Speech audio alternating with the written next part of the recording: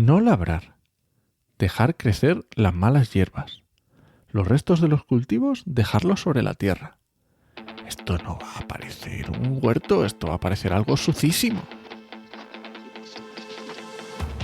Comienza Actualidad y Empleo Ambiental, un podcast de Juan María Arenas y Enoc Martínez.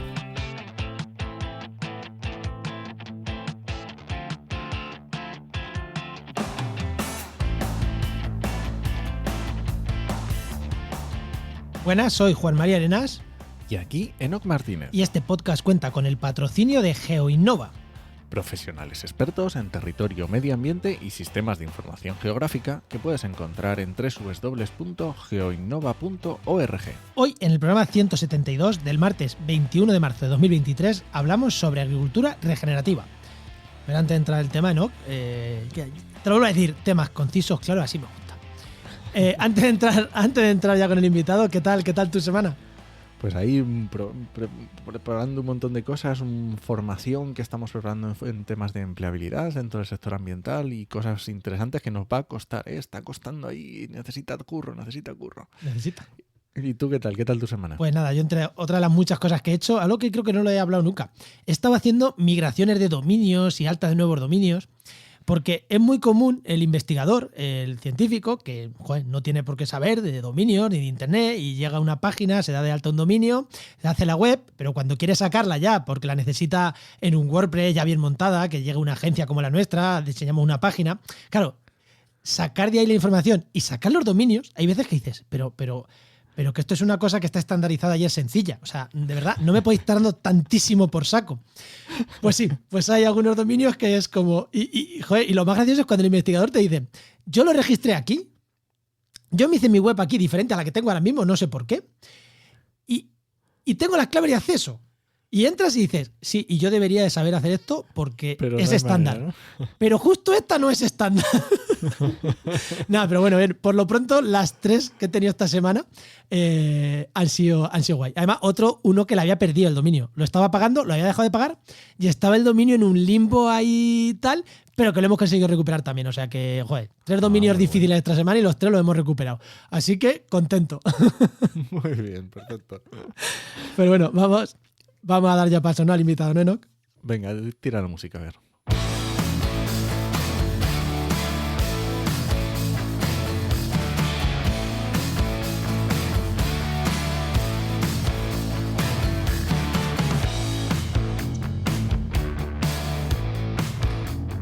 Pues hoy tenemos con nosotros a Javier Retana Alumbreros, que es catedrático de Ecología de la Universidad Autónoma de Barcelona e investigador del CREAF. El CREAF es el Centro de Investigaciones Ecológicas y Aplicaciones Forestales, creo. Pero bueno, que en el mundo de la ecología todo el mundo lo conocemos como el CREAF. Muy buenas, Javier, ¿qué tal?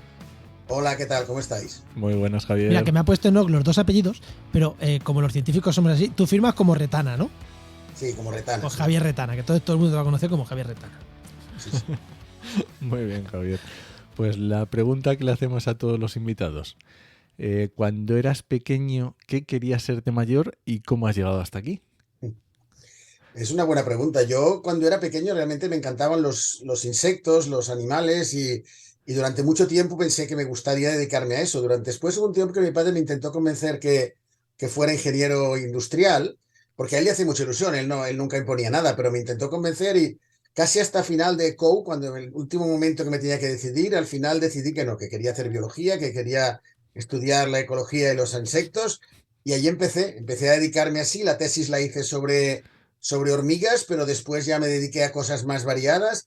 He seguido haciendo cosas de insectos, pero también hago cosas de bosques y ahora hemos cambiado más a hacer otras cosas relacionadas también con balances de carbono, de agua. Bueno, ya hablaremos un poco de todo esto después, pero ha sido una trayectoria en la que he ido cambiando bastante de actividades y la verdad es que al final pues estoy contento con las diferentes cosas que he hecho.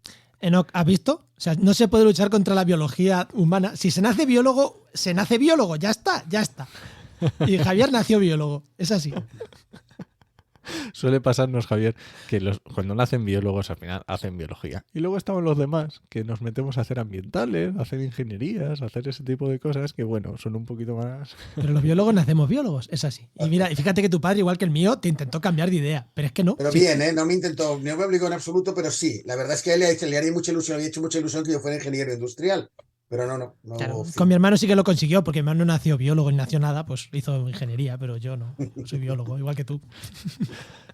Y a día de hoy, ¿cómo lo ves? Quiero decir, ahora ya estás asentado en la universidad, asentado como investigador. ¿Qué es lo que más disfrutas de investigación? ¿Disfrutas más de la universidad, de la docencia? A ver, yo no entiendo a muchos profesores que se quejan mucho de dar clases. Yo reconozco que a mí me gusta dar clases, sobre todo si ves una reacción de los alumnos positiva, buena, que les interesa lo que les explicas, lo cual el mérito tiene que ser o no del profesor. O sea, yo siempre he pensado que los alumnos no son buenos o malos, sino que el profesor ayuda a que los alumnos se interesen más o menos por tu asignatura. Entonces yo, cuanto más veo que se interesan, más les gusta, pues a mí también más me gusta dar clases, ¿vale? Ya. Doy clases en diferentes niveles, también de máster, y sobre todo valoro mucho que la respuesta de los estudiantes, que tengan esa capacidad de interesarte, de curiosear, y a mí eso me encanta. O sea, que de ese punto me gusta mucho. Y luego a nivel de investigación, sí, he hecho muchas cosas a nivel de investigación, también me han interesado muchas cosas relacionadas con la gestión de la investigación. Pienso que en España tenemos un déficit, pero hemos de intentar cambiarlo para que la gente no tenga unas carreras eternas hasta poderse consolidar, y gente muy buena que tenga que hacer eso, y a mí eso me interesa y me preocupa mucho. Pero dicho eso, dentro de lo que es propiamente la investigación, yo disfruto mucho. Hay gente que me dice, ¿tú cuándo te vas a jubilar? Me quedan años todavía, pero yo siempre digo que no, que yo me quiero quedar hasta los 70 años porque no quiero perder ni un minuto de mi vida haciendo las cosas que estoy haciendo ahora. O sea que... Te iba a dar un aplauso por lo de el profesor. Es que hay mucho revuelo con los malos estudiantes, que ahora no. Y además tú lo disfrutas porque eres buen profesor y al final la gente, ya está, es que es así. Y el buen profesor mantiene la atención de los alumnos y los engancha, y ahí te iba a dar un aplauso. Te voy a dar dos, otro por defender el exceso de burocracia en la investigación. Estoy totalmente de acuerdo contigo, Javier. Muy bien, pues nada, ¿vamos al tema? Venga, vamos al tema.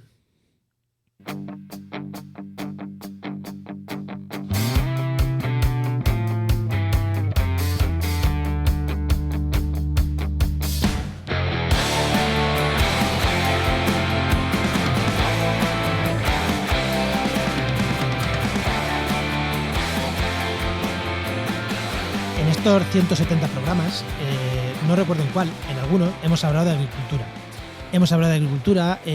Y la palabra agricultura regenerativa, estoy seguro que ha salido en alguno de ellos, pero no habíamos hablado en profundidad sobre ella, porque si habla de agricultura ecológica, la gente sabe lo que es. Incluso a lo mejor hace unos años agricultura de conservación del suelo, hay gente que puede saber lo que es, pero agricultura regenerativa creo que es un concepto más moderno, o por lo menos que no se conoce tanto, y además nos lo han reclamado por varios sitios, nos han dicho, oye, este tema a tratarlo en profundidad, así que estábamos buscando el momento y el momento ha llegado. Así que, Javier, ¿qué es eso de la agricultura regenerativa? Pues mira, como tú me bien has dicho, no se ha definido globalmente desde hace mucho tiempo. Hubo algunos intentos en Australia, en Estados Unidos, pero realmente se ha puesto de moda en los últimos 5 o 6 años, diría yo. Nosotros ya empezamos hace un tiempo antes a trabajar en una finca que estaba abandonada, y comenzamos a aplicar los diferentes principios de la agricultura regenerativa, y empezamos a entender nosotros también mismos lo que era esto, ¿no? De hecho, la agricultura regenerativa incluye algunas de las cosas que tú has ido diciendo. Es decir, la agricultura básicamente regenerativa tiene que ver tanto con la conservación del suelo, como la no aplicación de ningún tipo de fertilizante, de ningún tipo de agroquímico, etcétera. Y por último, la integración de los animales en toda la dinámica siempre que sea posible. Es decir, que los animales no son cosas raras que tenemos en un sitio apartado y que los excrementos de los animales los utilizas para fertilizar el huerto, cuando se tiene esa idea, sino que ya forman parte del sistema. Y cuando forman parte del sistema, globalmente, animales, los huertos, los pastos, etcétera, consigues que todos los balances que son negativos de la agricultura y la gran crítica que hay actualmente de la agricultura cambie radicalmente. Os lo intentaré explicar poco a poco, pero iréis viendo, os iré convenciendo de que es un cambio de paradigma si somos capaces de hacerlo. O sea, yo creo que a mí ya estoy convencido, ¿eh? Y creo que no también. No, Javier, te iba a decir, la agricultura regenerativa, yo he hablado de agricultura de conservación del suelo. Yo hace 15 años que me hablaban de esto, cuando yo hacía el máster, yo le veía un grave problema, que es como sí, conservación del suelo, pero lo hinchas a agroquímicos para no perder el suelo. Y yo ahí veía que algo fallaba. En plan, no puede ser que esté diciendo conservar el suelo y hincharlo a plaguicidas, pesticidas, herbicidas. Claro, yo veía un problema. Creo que es lo que está diciendo que viene a solucionar ese problema. No, sí, conservamos el suelo, pero bien. Sí, de hecho esa es la base. Mira, un compañero mío que también trabaja en el CREAF conmigo, Mar Gracia, que es un gran experto en tema de agricultura regenerativa, pues él siempre habla y pone el ejemplo de que el suelo es como un gran almacén. Un gran almacén que actualmente el gran porcentaje de los suelos en España y en el mundo, excepto los suelos agrícolas, está vacío. Entonces, para que esto funcione, tú le vas añadiendo una serie de cosas al almacén, los vas manipulando y van saliendo unos productos. Tú añades unos fertilizantes, herbicidas, todo esto para controlar todo y acabas sacando pues frutas, verduras o lo que sea, ¿no? Por tanto, este proceso se hace siempre en un lugar vacío. El gran cambio de paradigma con la agricultura regenerativa es decir, no, pero ¿por qué este almacén tiene que estar vacío? ¿Por qué no puede estar ya lleno de todas unas cosas que se vayan manteniendo como tales y que tú los productos los vayas generando a partir de este almacén lleno? Ese es el cambio. Si tú tienes un almacén lleno, un suelo lleno de vida sobre todo, lleno de carbono, lleno de vida, no hace falta añadirle nada. El propio sistema tiene una serie de mecanismos para poder irse regenerando y para que incluso algunos de los problemas que puede haber con problemas de malas hierbas, con el problema de una serie de cosas, acaben solucionándose de manera muy sencilla. Eso os lo explico si queréis con calma en general. Pero la idea general es esta que os decía, ¿no? Que la gran cantidad de los suelos están vacíos y que les echamos cosas para que puedan salir unos productos. Y el cambio de paradigma es decir, no, pues llenemos los suelos de vida y no hará falta estar añadiendo continuamente cosas para que nos permitan producir. Vale, y entonces, ¿cuáles son esas prácticas que tenemos que hacer y que son diferentes a, vamos a decir, agricultura tradicional? Pues hay unas cuantas, pero la más importante es, en el caso del suelo, es que no se labra. Todos pensamos que un suelo que está bien es un suelo limpio. Yo vengo hace muchos años de los temas forestales y supongo que habéis discutido con muchos forestales la idea esta del bosque. Se ha de limpiar el bosque, ¿no? Como si el bosque estuviera sucio. Si está sucio, si hay papeles y hay botellas. Pero si lo que hay es sotobosque, no está sucio. Puede ser un problema para los incendios, puede no sé qué, pero sucio no está. Mira, ¿vale? Con lo cual no se ha de limpiar. Javier, escribí un artículo muy sencillito en un blog hace 5 años, 6, que es el monte no está sucio. La de críticas que recibí por aquello y que todavía de vez en cuando hay alguien que lo comparte y me critica, es como, pero... O sea que sí, que sabemos de lo que hablamos y que hay mucha gente, incluso mucho ingeniero, que sigue pensando que el bosque está sucio, ¿eh? Sí, el concepto de sucio, la sociedad ha llegado demasiado. Hay conceptos que llegan a la sociedad, hay otros que no llegan, hagamos lo que hagamos. Y hay otros que llegan a la sociedad de manera muy sencilla y que son erróneos. En este caso, el bosque no está ni sucio ni limpio, sino simplemente lo que tiene es una serie de elementos que para ciertas cosas a lo mejor hay que controlar. Si queremos reducir incendios, habrá que reducir el combustible, pero nada más. Hay que eliminar nada más. Bueno, pues lo que os decía, en el caso de los sistemas agrícolas, tenemos la sensación de que un campo de manzanos o que un campo de una huerta, cuanto más lo aras, pues más limpio hay. No hay malas hierbas, entre comillas malas hierbas, que antes ya lo he usado, pero creo que hemos de matizar. Está todo mucho mejor, ¿no? Todo mucho, entre comillas, mucho más. Pero en realidad, ¿qué está pasando? En realidad, cuando hacemos eso, lo que estamos haciendo es levantar el suelo, destruir la estructura que tiene el suelo. Y además estamos moviendo todo, estamos aireando todo, de manera que el carbono que está en diferentes formas fijada en ese suelo, lo que hace es oxidarse y evaporarse y salir a la atmósfera otra vez. De manera que los suelos no acumulan carbono. No acumular carbono, pensad que es una cosa grave, porque el CO2 va aumentando de manera exponencial en la atmósfera y es el principal responsable del cambio climático. Eso es. Por lo tanto, si nosotros no hacemos algo para que uno de los grandes reservorios que hay en el mundo, que son los suelos, acumulen carbono, estamos perdiendo una gran oportunidad. El caso es que cortamos esa estructura del suelo, matamos la vida que puede haber y la actividad que hay, y sobre todo encima enviamos el carbono de nuevo a la atmósfera.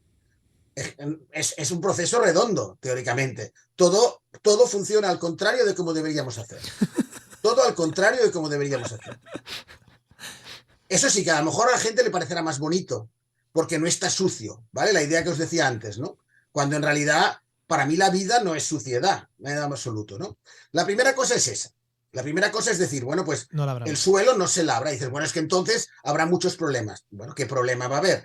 El problema que hay simplemente es que en principio tiene pocos nutrientes, porque si empezamos este proceso desde cero, al principio tiene pocos nutrientes, claro, porque lo hemos vaciado, ¿no? ¿Cómo se llena esto, este reservorio de toda una serie de vida? Pues se ha de tardar un poco de tiempo, pero con todas las cosas que a priori nos molestan de un huerto. Las malas hierbas, entre comillas. ¿Qué son las malas hierbas? Son unos organismos que viven en el suelo, que a lo mejor van a traer polinizadores, que tendrán unas raíces que permiten airear el suelo, que tendrán toda una vida allá, que mientras no compitan con nuestros cultivos, no hacen nada malo. Es más, voy a momento... aportar yo otra cosa, otro punto. Las malas hierbas en muchos casos son hierbas que nacen donde no es capaz de nacer nadie, con lo cual son las primeras en llegar, que encima de puta madre. Eso ya sin contar que algunas de estas malas hierbas fijan nitrógeno, con lo cual ya te están haciendo el propio servicio de fertilización. Pero bueno, sin necesidad de eso, estas malas hierbas, entre comillas, ha llegado un momento que puede llegar, a media final de la primavera, etcétera, que pueden llegar a competir con los cultivos. Muy bien, no hay ningún problema. En ese momento no las arrancamos, porque si las arrancamos volvemos a alterar la estructura del suelo. Simplemente con una desbrozadora podemos cortarlas y las dejamos allí mismo. Las malas hierbas las dejamos en el suelo, los restos de las malas hierbas, los restos de las raíces se quedan en el suelo y los restos de las cosechas también, cuando se ha acabado la temporada, se pueden cortar, se dejan en el suelo y todo eso se deja en el suelo. Y eso, vale. El primer año será un primer acúmulo de nutrientes. El segundo tardará un poquito más, un poco menos. Y poco a poco, cuando hacemos eso, las malas hierbas, lo que estamos haciendo realmente son fertilizantes para el suelo. No hace falta añadir nada. El primero, segundo, tercer año, pronto tendremos un acúmulo de materia orgánica en diferentes fases de descomposición que se van estructurando a lo largo del suelo, tendremos organismos vivos, tendremos una cosa espectacular. Si vosotros tenéis la oportunidad de ver un suelo regenerativo de un huerto y cogéis con la mano, en el 90% de los casos, no hace falta que sea, excepto si es pleno verano que hace muchísimo calor, solo con que cojáis con las manos empezarán a aparecer organismos vivos, lombrices, toda una serie de vida en aquel suelo. Aquel suelo está vivo y por tanto aquel suelo no necesita nada más para que ir produciendo año tras año. Ese suelo es la primera característica. La segunda es que las plantas adventicias, ya no le llamo malas hierbas, no las eliminas de manera de raíz, sino simplemente cuando compiten las puedes cortar por la parte aérea y todos los restos vegetales se van acumulando allí. Eso es una fertilización. Puede ser en seco o en verde, pero es una fertilización del suelo. Y eso se hace año tras año y al final no tienes ningún problema. ¿Y temas de sanidad vegetal? ¿De posibilidad de que haya, no sé, algún tipo de plaga o algún tipo de...? Claro, ¿qué pasa? Que dentro también de las prácticas regenerativas, una idea muy positiva es la biodiversidad, la diversidad de cultivos, cambio de cultivos, alternancia en diferentes lugares del huerto o en diferentes momentos del año. Es decir, si tú vas alternando los cultivos, los riesgos de grandes plagas disminuyen radicalmente. ¿Cuándo se producen las grandes plagas? Cuando hay una gran extensión de un determinado cultivo y entonces llega específicamente el organismo que puede atacar este cultivo. Cuando eso ya no funciona así, cuando ya tenemos, aparte de nuestros cultivos, tenemos las plantas adventicias, cuando tenemos estos cultivos que vamos cambiando de posición dentro del huerto y también vamos cambiando a lo largo del tiempo, los riesgos de tener una enfermedad grave son absolutamente mínimos. Nosotros en la huerta que tenemos, en la huerta que hemos estado experimentando en la finca en Planesas, cerca de Olot, en Girona, entonces allí no tenemos prácticamente nunca que ver que hay productos que haya un año determinado. ¿Qué puede pasar? Que algún año pues puede haber los tomates pueden estar mínimamente picados, ese tipo de cosas. Pero eso ya es la segunda parte, ya entraremos después, que es hasta qué punto merece la pena que produzcamos todos los productos más bonitos del mundo y que además luego no saben a nada. Eso es la siguiente discusión y yo no soy el gran experto, pero digamos que eso es lo máximo que puede pasar. Vale, por tanto, el riesgo de que las plagas ataquen nuestros cultivos y arrasen nuestros sistemas es muy baja y no se produce normalmente. Hombre, entiendo que el primer, segundo, tercer año es más fácil tener una plaga de amapolas que digas, ostras, me la han liado las amapolas. Pero claro, es que a lo mejor a los primeros años es que hay que dar la transición y es más difícil. Es que piensa que las propias plantas adventicias no son constantes, van cambiando a lo largo del tiempo, se van adaptando también a lo largo del tiempo y en general acabas teniendo unas plantas que son las propias del entorno en el que tú estás viviendo, de manera que no provocan ningún problema, ningún problema. Y en la parte económica, luego tenemos una pregunta, pero ya que hemos entrado aquí, problemas con plagas, vale, problema con la parte económica, hay estudios, hay algo que diga, vale, es que son más rentables, son igual de rentables, son más rentables a largo plazo, pero menos a corto, porque aquí yo me veo al típico agricultor, me veo a dos, al que diga, uy, yo a tope con esto, pero es que no es rentable. Y luego me veo al otro de, sí, hombre, para perder dinero estoy yo. Que para el caso es lo mismo, ninguno lo hace. Pero ¿hay algo que le podamos decir al agricultor, sobre todo al medio convencido, de haz esto, que es que económicamente también te va a salir rentable?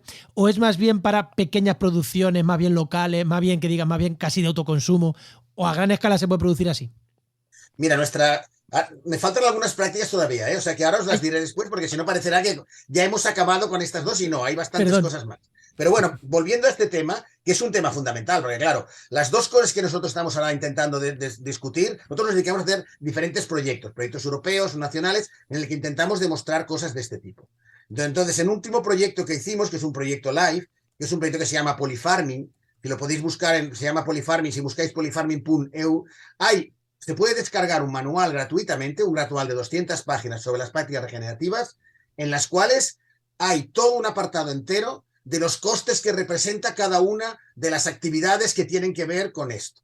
Y luego hay un balance a nivel de finca, teniendo en cuenta los ingresos de producción con los costes que representan, que hemos ido calculando, cuál puede ser finalmente el balance a nivel de finca. Está hecho con la finca nuestra de Claresas, evidentemente, y es un caso concreto. Pero pensad que estamos en una zona que no es una zona excepcional, es una zona de media montaña mediterránea, o sea, no es la zona buenísima en la que los cultivos crecen casi sin querer, no estamos en esa zona. Por tanto, ahí los números salen, y en este documento que te digo, que se puede descargar gratuitamente y que es muy bonito de ver y que informa muchas cosas de la agricultura, allí demostramos que se han hecho números y los números salen.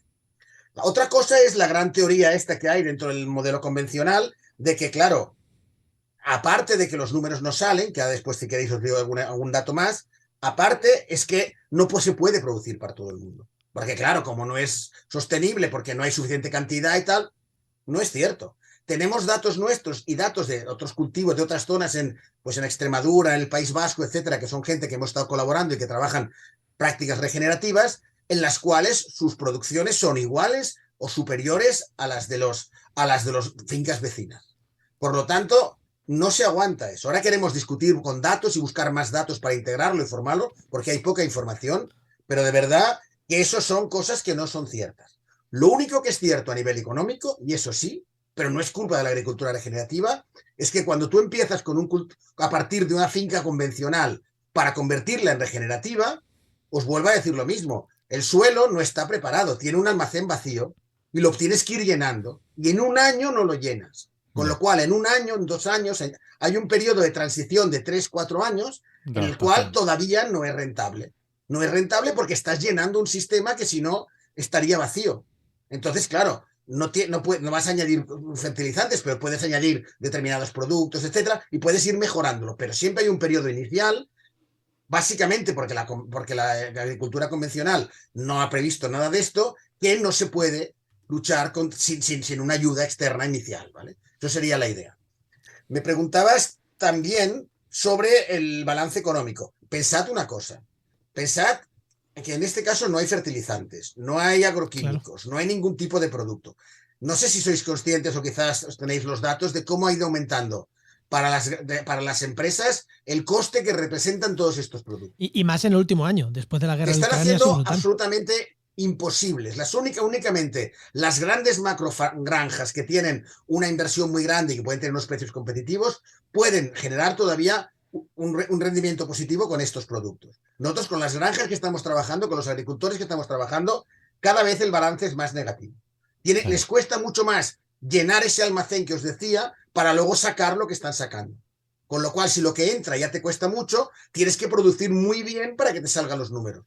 Y estos números cada vez están saliendo menos. Es que antes era Por gratis. tanto, no podemos luchar contra la idea esta de que a nivel global los costes de las grandes empresas que provocan en los pequeños agricultores hacen inviable una agricultura que no sea de otro tipo. La agricultura convencional en los agricultores pequeños y relativamente pequeños es inviable, absolutamente inviable. Y lo están comprobando uno tras otro y un día detrás de otro. Luego la culpa es de la Agenda Verde, ¿eh? Que eso también escucha mucho agricultor, que la culpa es del gobierno porque son ecologistas. Es que vivir en el campo tiene sus... Escucha muchos comentarios que dices, hay alma de cántaro.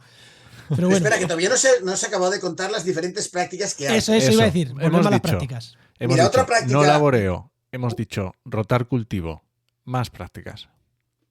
El primero es también el tema de las malas hierbas, es decir, cómo tratar las malas hierbas. Eso ¿Vale? Es un mantra.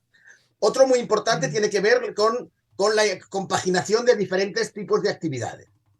Por ejemplo, una cosa que se puede hacer mucho tiene que ver, que eso se ha hecho también en la agroforestería, que es aquello de mezclar al mismo tiempo árboles con cultivos y cosas de este estilo, y esa es una práctica que dentro de la agricultura regenerativa está muy bien considerada. Es decir, tú tienes un campo de olivos, evidentemente no lo tienes por qué arar, porque si lo estás arando, tú ya estás perdiendo una parte del suelo, etcétera, pero ahí te van a crecer unas hierbas. Esas hierbas no te van a impedir nada sobre la calidad de los cultivos, pero luego pueden permitir que un rebaño de ovejas venga por aquí, se las coma, sirva de comida para estas ovejas, las ovejas dejan los excrementos en esa zona y al final esta integración de usos permite un rendimiento mucho mayor de cada uno de ellos.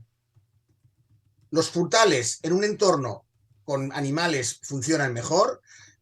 Si hay una plantación de cultivos en una zona también con frutales, también funciona mejor. Y globalmente el sistema, cuando interaccionan varios cultivos, funciona también mucho mejor. Eso te iba a decir. Y eso añade... Perdona. No, te iba a decir que has puesto ejemplos de cultivo y ganado. Pero cultivo y cultivo también, ¿no? O sea, sí, integrar cultivo y cultivo también. La agroforestería no es el ganado lo que incluye. Puede incluirlo, pero lo que incluye son árboles, frutales, con cultivos abajo. ¿Vale? Entonces hay una idea de que los propios frutales ayudan a estructurar el suelo, los cultivos también generan también una serie de cosas y globalmente la producción, eso no es agricultura exclusivamente regenerativa. Toda la agroforestería que se hace en toda Europa, que eso sí que está bastante desarrollado, lo ha extendido mucho tiempo. ¿Vale? Lo que pasa es que aquí pues, pueden arar el suelo, cosas que evidentemente en lo que hablamos de la agricultura regenerativa no se hace. Pero el combinar diferentes elementos como son los árboles, con los cultivos en el suelo, funciona perfectamente. Y la agricultura regenerativa, evidentemente, lo impulsa. Más prácticas. Y nos queda, para mí, el gran qué, porque el segundo gran tema que se ha criticado siempre, uno, que la agricultura no es rentable, pero la segunda cosa que se ha dicho es que la ganadería es un desastre. ¿Vale? Que cada vez que producimos carne estamos aumentando el nivel de contaminantes del suelo, que estamos teniendo un coste desproporcionado de tal. Y no es un problema de eso. Yo puedo respetar a la gente que le gusta la carne, que le gusta menos carne. Podemos comer menos carne, etc. Pero bien gestionada, la ganadería forma parte de nuestro sistema. No tiene por qué ser el enemigo y el malo. Claro, si estamos imaginando una macrogranja, pues yo sí me pongo nervioso también. La estética de una macrogranja, del ir allá, no es lo que yo estoy diciendo. Pero hay modelos en los cuales los animales pueden estar dentro del sistema y son productivos. Nosotros tenemos tanto en Planesas tenemos pollos y tenemos vacas, ¿vale? Lo que pasa es que están dentro del sistema. ¿Cómo funciona el sistema en el caso de los animales? Normalmente lo que se hace es que son animales de pasto. Es decir, una gran parte de lo que comen, lo comen del pasto. Sobre todo los herbívoros propiamente, conejos, las vacas, etcétera, desde luego todo. Y luego los que no son herbívoros, pues tienen una parte del pasto, como pueden ser los pollos, y otra parte que les tienes que dar aparte. Pero bueno, globalmente una parte del pasto muy importante. ¿Qué haces? Evitas el hacinamiento en estas grandes estructuras y consigues una producción sostenible. ¿Cómo se consigue? Bueno, pues nosotros lo que hacemos, hay diferentes técnicas, pero la técnica que nosotros usamos es lo que se llama pastoreo Voisin, que es un señor en Francia. ¿En qué consiste? Consiste en que en lugar de dejar a los animales en pequeñas granjas o tirados por un territorio en el cual van a acabar comiendo un sitio y otro y acaban degradando. Es decir, las prácticas extensivas o son superficies inmensas o acaban degradando también el territorio, ¿vale? Lo que nosotros estamos planteando es lo que se llama una estructura por parcelas. Es decir, tú montas una serie de parcelas, pues 60 parcelas de media hectárea o de la cantidad que tú puedas en función de la superficie que tengas tú con tus vecinos, etc. Y los animales los dejas en una de esas parcelas. De manera que comen muy intensamente durante un día, pisan, dejan los excrementos allá y al día siguiente los mueves a otra parcela. Diréis, hombre, es que nos hemos cargado la parcela esa. No, no nos la hemos cargado. En un día lo que hemos hecho es comernos toda la biomasa que hay allí, pero quedan las raíces, no han llegado a brotar ni nada, y dejamos los excrementos de los animales. Y nos vamos a la siguiente parcela. Y a esa parcela no volvemos hasta que hacemos el recorrido completo. Es decir, no volvemos hasta los 70 días después. 70 días después, no es que se haya regenerado, es que se ha regenerado del todo. Hay otra vez una producción, no hay ningún problema, las plantas han crecido sin ningún problema y vuelves a tener unas condiciones de pasto idóneas para tu sistema. Hace falta una cierta superficie, es cierto, pero esa superficie, que ahora tenemos grandes superficies no utilizadas para ningún tipo de uso, puede ser perfectamente y nos puede ayudar a otros elementos. O sea, pensar que la agricultura regenerativa, en el fondo, lo que va a permitir es que las personas vuelvan al medio rural, porque ahora no es rentable, pero si fuera rentable hay mucha gente que podría vivir en el medio rural. Y en el medio rural, aparte de tener un efecto propiamente de conseguir que esas personas puedan desarrollarse a nivel personal, además estructuras el paisaje de otra manera. Uno de los problemas que actualmente tiene Europa, sobre todo, pero España especialmente, es que la superficie forestal ha aumentado muchísimo. Yo tengo ahora los datos de Cataluña, por ejemplo, pero que en España son no muy diferentes, en algunas zonas sí, pero en otros no, que alrededor del 60% de la superficie es una superficie forestal, o bosque o matorral. Esa Mira, espera, Javier, que yo creo que a alguien le va a dar un infarto. O sea, nosotros tenemos gente que puede ser que no coma carne y hemos defendido, y nosotros también, y lo hemos hecho muchas veces en este programa, cuando vino Pablo Manzano hablando de pasto y tal, el consumo de carne de ese tipo y que el ganado, las mentiras a medias, que están bien.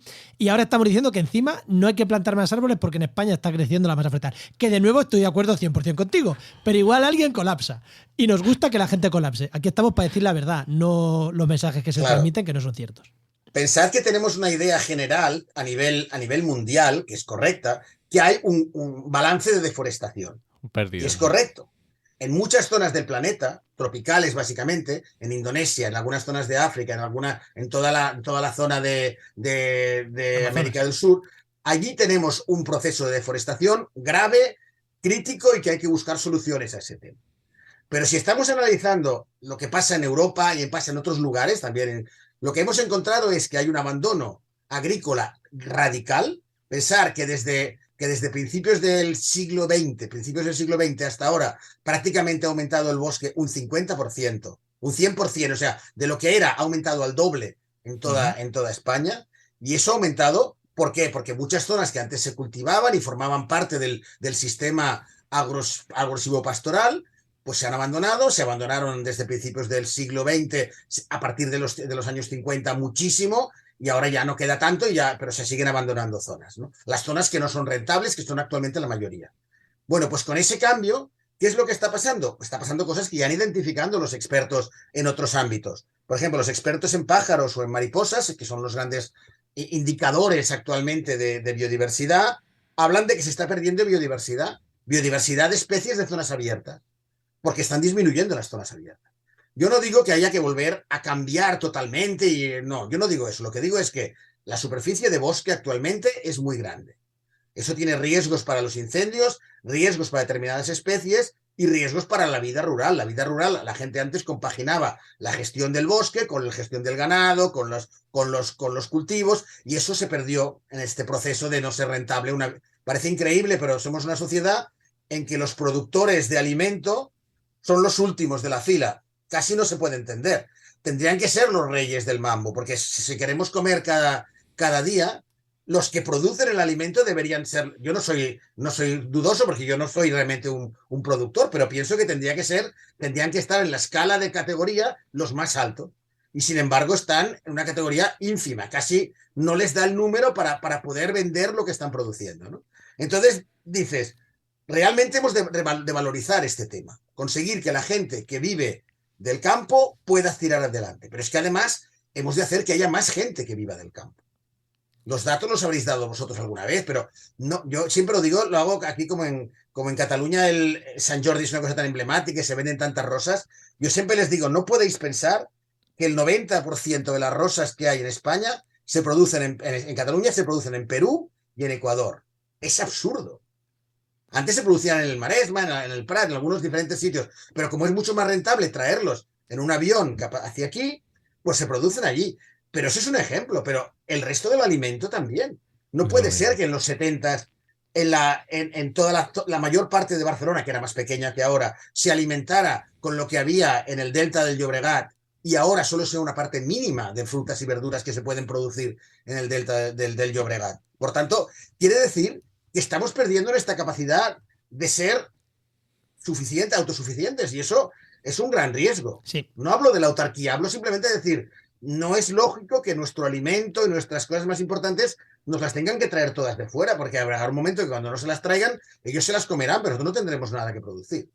Por tanto, desde este punto de vista, conseguir que haya un desarrollo rural y que la gente pueda seguir viviendo en el campo y de paso produzca cosas para la vida general, pues es un gran avance también.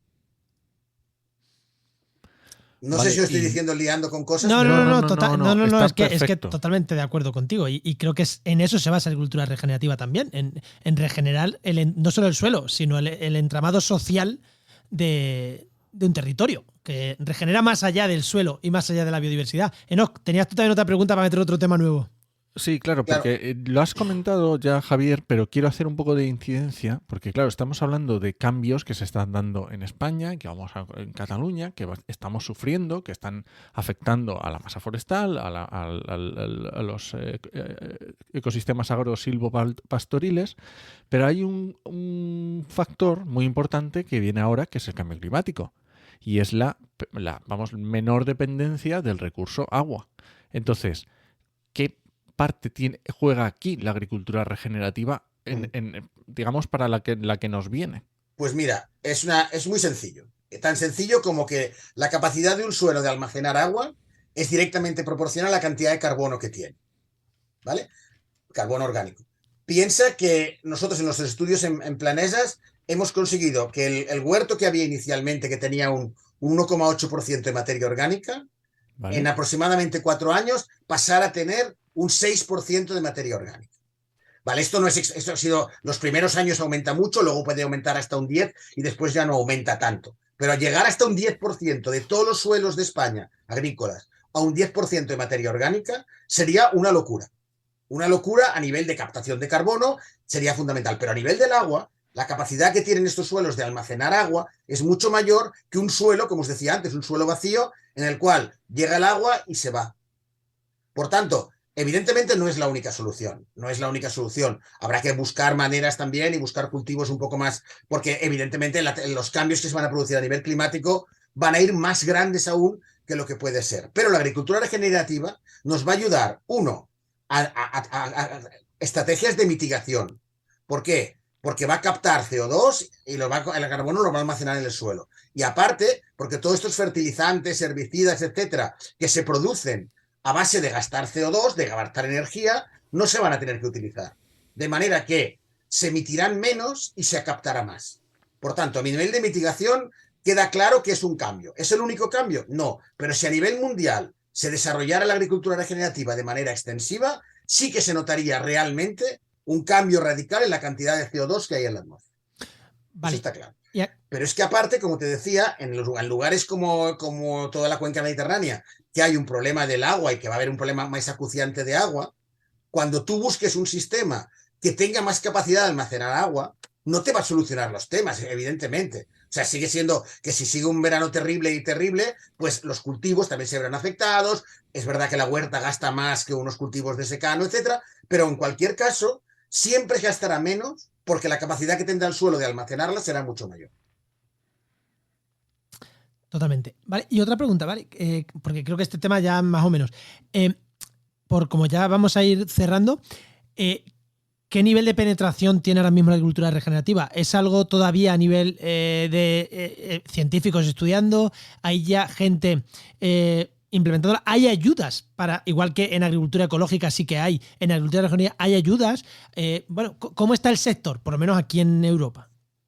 Mira, de hecho yo quería insistir, por ejemplo, ahora quería hablar un momento de agricultura regenerativa y ya te explico el tema de cómo está. Vale. La agricultura regenerativa la agricultura regenerativa actualmente aún no se conoce casi. ¿Vale? Durante mucho tiempo no se conocía nada, algunos grupos muy concretos, etcétera. Ahora está empezando a estar de moda, pero nosotros hemos hablado con gente del Ministerio, con gente de la Unión Europea, y lo máximo que despertamos es sorpresa y un cierto interés. Pero no acaba de ser aquello de decir, vale, pues ya está, apuesto por esto.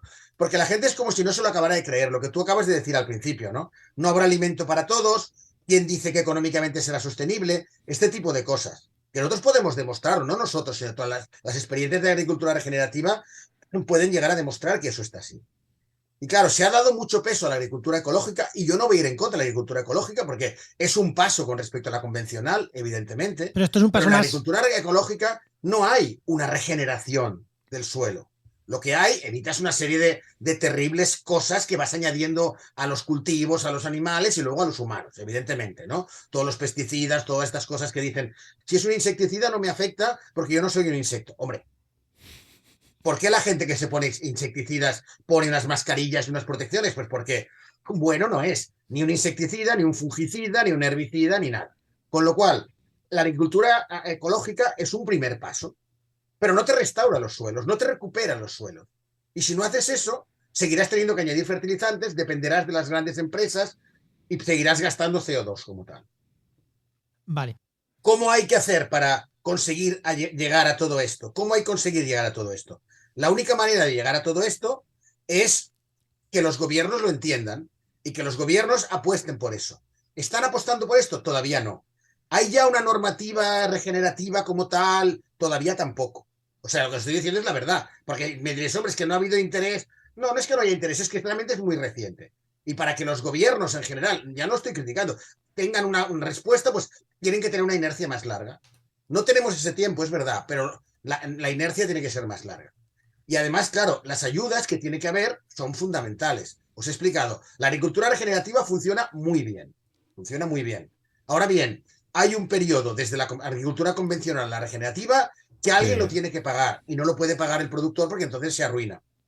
Tiene que haber unas ayudas, igual que hay ayudas de otro tipo, para que estos primeros años, 2, 3 años, no sea un negocio catastrófico. Y eso se ha de entender y todavía ese proceso no se ha desarrollado suficientemente. Mientras no se produzca, yo no soy quien para decir a nadie que haga agricultura regenerativa, porque nosotros lo hemos podido hacer con un proyecto Slice, con proyectos tal, y eso no ha sido un coste. Pero claro, cuando tienes que hacerlo de cero y pagar tu dinero al principio, eso no puede ser un impedimento, pero actualmente lo es. Hay que haber ayudas para que eso se solucione. Y aspectos como la PAC o barbecho y este tipo de prácticas, ¿esto ayuda? ¿Nos está estropeando más que nos está ayudando?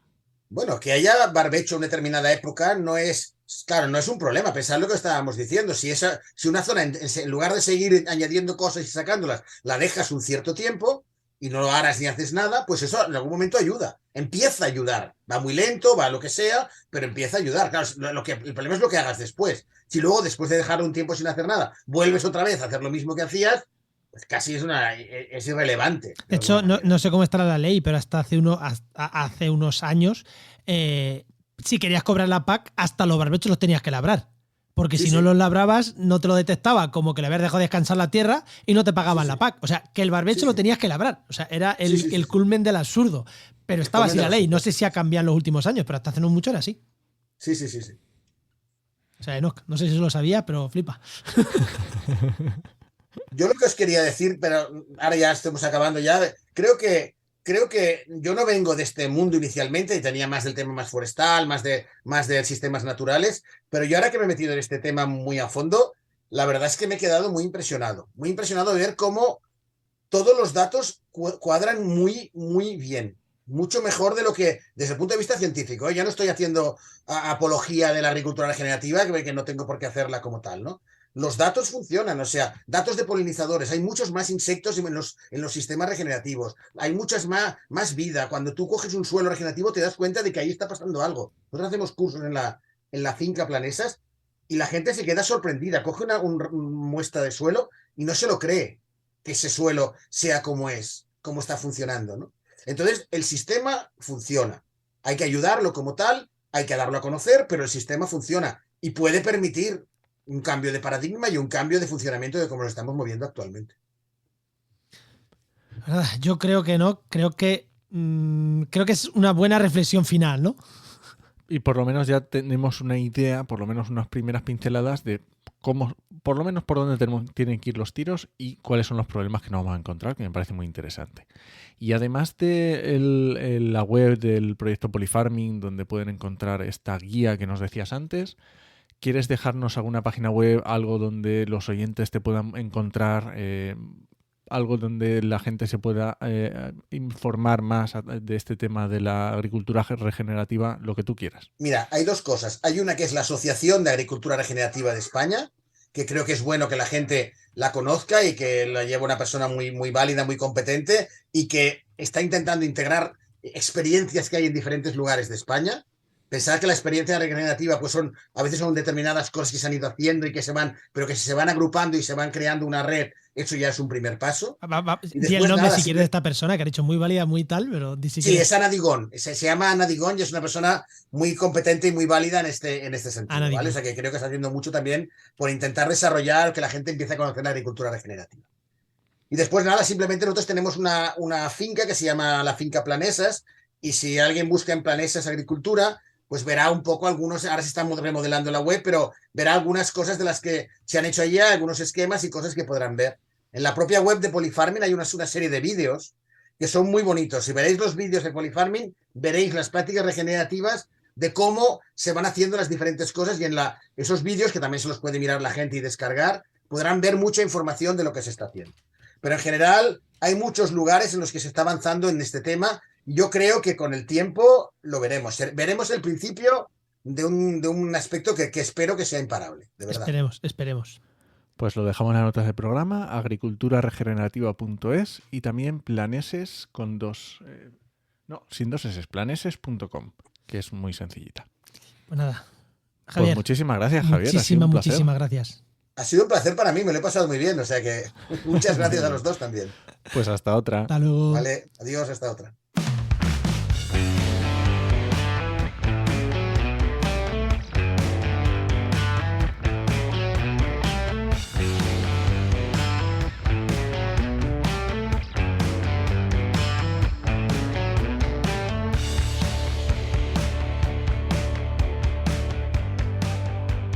Bueno, no, que continuamos con el programa y ya tenemos por aquí, como siempre, en esta sección, con esta sintonía, a nuestro amigo Luis Quesada, director de Geinova. Muy buenas, Luis, ¿qué tal? Muy buenas. Hola, ¿qué tal? ¿Cómo estamos, no? ¿Qué tal, Juan? Pues muy bien. Muy bien. ¿Cómo estás hoy para contarnos hoy hard, eh? Porque hemos estado hablando la semana pasada, ya tocamos algunas pinceladitas, pero me gustaría que nos ayudaras para ver cómo se lee una licitación, cómo se acerca uno a ver una licitación. Porque parece una tontería, pero no es nada sencillo. No es sencillo. Hostia, casi que entraría. Luis, dime en una línea, para los oyentes, ¿qué es una licitación pública en una línea? Pues es un concurso público por el cual se optan a diferentes tipos de servicios o de obras por un precio y de forma abierta, en una concurrencia abierta. Vale, entonces, normalmente pues tienes que presentar una memoria, tienes que presentar un montón de papeleos. Por resumen, es que cuando una institución, una empresa, una administración pública quieren hacer una obra, un servicio grande, lo que hace es saca una licitación y las diferentes empresas os presentáis, ¿no? Grande, medianas y pequeñas. Bueno, diferentes empresas os presentáis. No, digo que el tamaño, digamos, el valor de esa licitación puede ser grande, mediano o pequeña. Ah, vale. Vale, bueno, ¿y ahora cómo se lee? Vale, tú coges y dices, voy a presentarme, ¿cómo abordas pues eso? Yo lo primero que aconsejo a todo el mundo, ¿vale? Es o bien aprendes a manejar bien las diferentes plataformas de contratación que hay, sobre todo digamos, la contratación, la plataforma de contratación del Estado, que es la principal, en la cual pues te puedes generar diferentes avisos en función del código técnico, ¿no?, que tenga ese servicio, que tenga esa obra. O bien, y algo bastante interesante, suelen haber empresas que se dedican a recopilar esos contratos que salen en los diferentes tipos de administraciones, ¿vale? Te suelen ahorrar mucho trabajo. Por ejemplo, el Colegio de Geógrafos también tiene un servicio en el que que te hacen ese trabajo, te lo hacen mejor o peor, en el sentido que hacen lo que pueden, en este sentido te lo pasan cada semana. Pero claro, al final hay veces que 7 días de diferencia o 5 días de diferencia te pueden marcar la viabilidad de poder presentarte a una licitación, ¿vale? Por el tiempo que te dan para poder presentarte. Dicho esto, pues a partir de ahí es ir revisando cuáles son el tipo de licitaciones que te pueden encajar en función de las estrategias, de las líneas de desarrollo que tenga tu empresa o que tengas tú como autónomo. También te puedes presentar, evidentemente. Ir vigilándole, y a partir de ahí aquellas que tengan unos parámetros iniciales que se puedan presentar como parámetros viables, pues entonces entras a valorarlas. Y Luis, dentro de estos que dices parámetros viables, digamos que cuáles son así los 4 que son como más directos, o en los que tú primero te fijas, o para ver un poco, sabes por dónde van los tiros, porque esto no será cogerse a leérsela de principio a fin y venga y una detrás de otra, a ver si encajas. Pues ya te digo que como es normalmente, digamos, haces una búsqueda por códigos, ¿vale? Lo que pasa es que, por ejemplo, el código de servicio que tiene, por ejemplo, servicios de arquitectura, pues dentro de ese código de servicios realmente te caben muchos tipos de trabajo.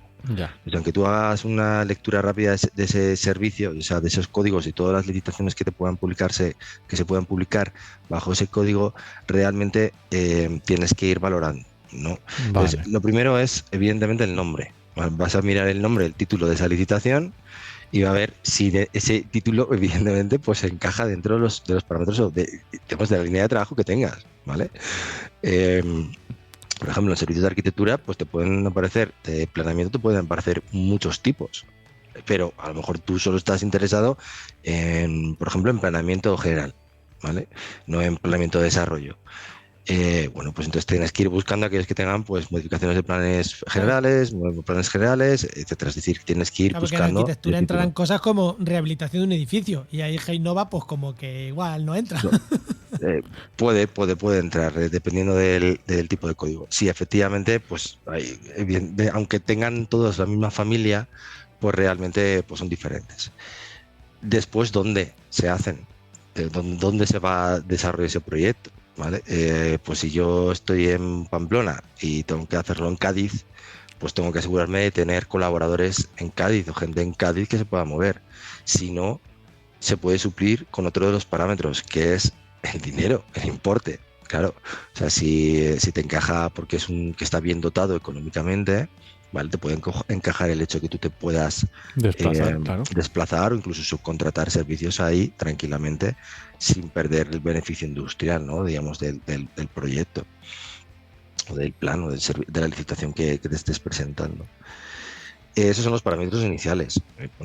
Lo de siempre, es como cuando vas a comprar manzanas, ¿no? Pues cuánto está el kilo, es la manzana que me gusta y qué pinta tienen, ¿no? Entonces hemos dicho título, localización y dinero. Eso es lo primero. Título, servicio, sí. Título que se acompaña con el código de servicios, localización y dinero, y eso ya te tiene que encajar, ¿vale? Porque al final, en plan general, dice ya, pues es que está en esta zona y es súper complicada porque pues sabes que ahí son muy especiales. Pues a lo mejor directamente es que ni siquiera optas, ¿vale?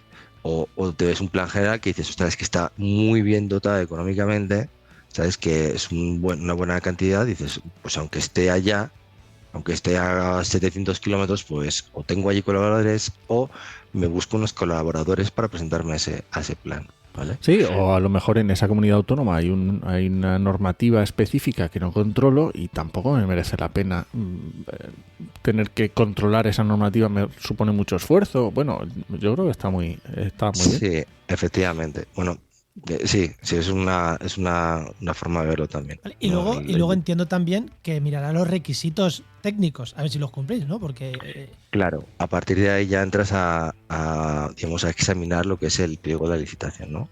Por un lado tienes el pliego administrativo, en el cual, digamos, que tienes todas las bases administrativas de que, bueno, pues por qué se sale esa licitación, por cómo se ha calculado económicamente esa licitación, o sea, cómo dotan a los perfiles que se supone que van a pedir para llevar a cabo esa licitación, cómo se les paga, ¿vale? Em, durante cuánto tiempo tiene que desarrollar la licitación. Esto también puede ser un parámetro interesante, ¿no? Los primeros que hay que mirar. Y a partir de ahí es la solvencia. Es muy importante pues mirar si tú tienes una solvencia, sea una solvencia económica, ¿no? De decir, hay ciertas solvencias que te piden que en los 3 últimos años o en los 5 últimos años, pues tu volumen de facturación sea por lo menos el 60, el 40, el 50, el 80%, dependiendo de la licitación, el valor de la licitación, ¿no? Eso es hacer un cálculo de riesgo en el sentido. Entonces, claro, pues ahí ya te está cortando un poco las alas. Otra de las cuestiones que se tienen que tener, por ejemplo, en cuenta es el tema de qué perfiles piden la solvencia técnica, ¿vale? Te pueden pedir solvencia de empresa, a nivel de empresa, es decir, qué proyectos has desarrollado a nivel de empresa, pero también te pueden pedir solvencia de perfiles, ¿vale? Del equipo, ¿no? Del equipo, efectivamente. Y ojo, hay licitaciones en las que piden que expresamente esos perfiles estén contratados, ¿vale? O que pertenezcan, que estén ligados a la empresa desde hace más de 3 años o 2 años, ¿vale? Para evitar a lo mejor demasiadas subcontrataciones o ese tipo de cosas. Sí, bueno, eso por ejemplo nos lo pedían para los PUAM en Valencia, pues que te pedían que fuera un arquitecto la persona que dirigiera el proyecto y que además ese arquitecto tenía que estar o bien en plantillas hace más de 2 años o ser una de las personas que están como socios, ¿no? de la empresa, ¿vale? Entonces, cada contrato pues tiene, o sea, cada licitación tiene sus particularidades. Hay muchas pues que son copia y pega unas de otras, que te ves un pequeño Frankenstein, ¿vale? Pero son cuestiones bastante importantes que tienes que resolver porque a fin de cuentas te plantean el cómo te vas a presentar. Primero, si es viable. Y segundo, dice, bueno, pues para mí viable no es, pero me interesa mucho, voy a ver si puedo con mis colaboradores presentarme esto, ¿vale? Y a partir de ahí, pues te salen preguntas de cómo te vas a presentar, en UTE, no en UTE, esto ya estuvimos hablando, ¿no? También, ¿de acuerdo? Efectivamente. Si interesa más de una forma o de otra, si resulta que tienes una empresa que es una nueva empresa y justo por ser una nueva empresa de menos 3 años, 3 o 5 años, dependiendo el tipo de contrato, pues como lo consideren el tema de nueva empresa, ¿no? Pues evidentemente pues te salvas, digamos, de alguna forma de tener que justificar cierta solvencia técnica, se ajustan a pues decirte, pues bueno, solo tienes que tener estos perfiles, ¿vale? Pero en realidad ni siquiera tienen que estar dentro de tu empresa, simplemente que los presentes y si están fuera, pues que tengas un certificado. Y otra de las cuestiones, el tema de las fechas, claro. ¿Cuándo vas a presentar? ¿Cuándo se va a presentar? ¿Cuándo tienes que presentar la licitación? Porque hay licitaciones que te dan 1 mes y medio, ¿vale? Que son 2 meses, y otras licitaciones que tienes que presentarlas en 10 días, que van por carácter de urgencia. Pues si te dan, ¿vale? 10 días, tú ya has tardado un par en enterarte, luego claro, que si te lo piensas, no, se te va... Claro, esas normalmente suelen darte un indicativo de que suelen estar ya bastante guiadas. Enfiladas. Sí, las que te dan 10 días como que no pierdes el tiempo, ¿no? Sí, bueno, te lo puedes plantear, sí, porque dependiendo de sea, pues dices, oye, pues a mí me interesa y vas a por ella. Si tú tienes realmente capacidad y eres una persona que te dedicas y tienes un conocimiento, ¿por qué no vas a ir a por ellas? Después verás si a nivel el planteamiento es más objetivo o más subjetivo. Una de las cuestiones que te tienes que plantear es cuando vas a mirar el pliego es si cómo se puntúa, ¿no? Ese pliego, cómo se puntúa el hecho que te lo den. Si resulta que el valor de la memoria técnica es un 45, un 60 o un 75%, ¿vale? Pues están diciendo que, bueno, y la forma de puntuar esa memoria técnica es muy ambigua, pues ojo con eso, ¿eh? Sí. Ojo con eso, porque yo he tenido propuestas, una igual a otra, de planes que eran igualitos y en unas he tenido 0 y en otras he tenido la máxima puntuación. De lo mismo, cambiado el nombre y adaptado todo a cada uno de los territorios, pero la metodología era exactamente la misma y metodologías en una he tenido el 0 y en otras he tenido máxima puntuación. Bueno, son cuestiones que después puedes alegar, ¿no? Sí. Puedes reclamar, puedes presentar un recurso especial, pero Luis, bueno. De este tema, si te parece, lo dejamos para otro día. ¿Cómo alegar una licitación? Porque Eso nos va a vamos ser pasando el tiempo y lo dejamos para otro día porque quiero preguntarte aquí cosas y Vale. lo dejamos para la siguiente. ¿Te parece? Vale, claro. Venga, apúntala. Venga, Esa la apúntala. apuntamos, sí, la apuntamos porque esta es interesante, pero bueno, tampoco vamos a estar todos los días hablando de licitaciones, ¿no? Venga, lo dejamos para otro día. Venga, Vale. gracias, Luis. Venga, muchas gracias, Luis. Venga, hasta luego. Pues recuerda que esta sección te llega gracias a nuestro patrocinador, a GeoInnova. Profesionales expertos en territorio, medio ambiente y sistemas de información geográfica. Que puedes encontrar en www.geoinnova.org.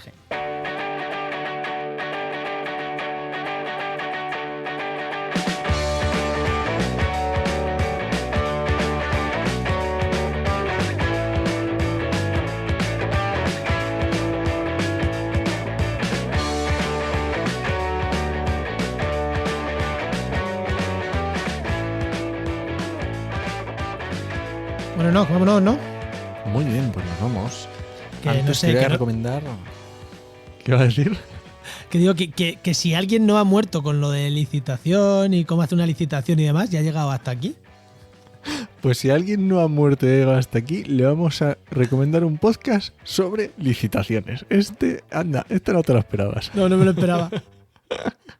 Pues el podcast Contratación Pública, de Luis Gracia. Y os juro que lo escucho. No, a ver, he dicho la broma de que nadie hasta aquí. La verdad que es que el tema de Luis es muy interesante. Lo que pasa es que es un tema duro y Es un tema complicado. es un tema complicado, pero yo lo bueno, está entiendo. bien saberlo también, ¿eh? Yo creo que merece la pena saberlo. Y el podcast es muy interesante, el de contratación pública, pero también reconozco que es muy de nicho, muy para personas que realmente necesiten o que se dediquen o que para ellos signifique algo importante. O que estén haciendo una oposición y necesiten saber cómo funciona la contratación pública. Pues no sé yo si lo voy a escuchar ¿no? Todavía no estamos, desde la agencia no estamos metiendo cosas de licitaciones públicas, así que todavía no me lo voy a escuchar. Yo de momento voy a escucharlo, ¿vale? Bueno, tú haz lo que quieras. Bueno, este podcast pertenece a la red de podcast Podcastidae, la red de podcast de ciencia, medio ambiente y naturaleza. Y muchísimas gracias por compartir este programa, por los comentarios en redes sociales, por proponernos temas, porque este tema es que nos lo han propuesto así desde varios sitios, desde el grupo de Telegram, también por WhatsApp me escribía a mí una persona para decirme, este tema tal, ahora te cuento quién es, ¿no? Que eso no te lo había contado. Muy bien. Por varios sitios, o sea que se agradece también cuando nos proponéis temas. No el de la licitación, el que nos propusieron es el de la Vale. agricultura regenerativa. El de la agricultura regenerativa, ¿no? Y nada, te esperamos en el siguiente programa de actualidad y empleo ambiental. Nos escuchamos. Adiós.